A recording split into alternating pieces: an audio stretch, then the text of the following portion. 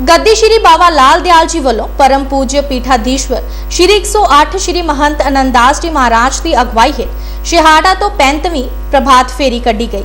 गुलशन पाठिया ने भंडारे का आयोजन किया। इस मौके सारिਆਂ ਨੂੰ प्रसाद वंडिया गया ਅਤੇ आशीर्वाद दिता गया। गौरव पाटिया ने श्रद्धालुओं का स्वागत किया।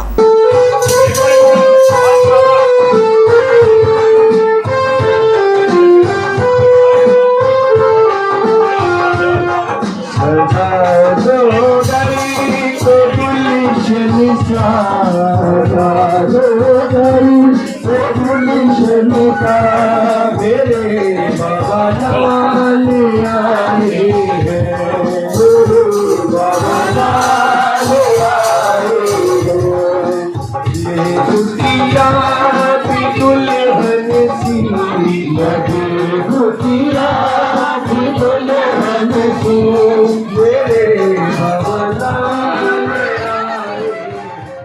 आए।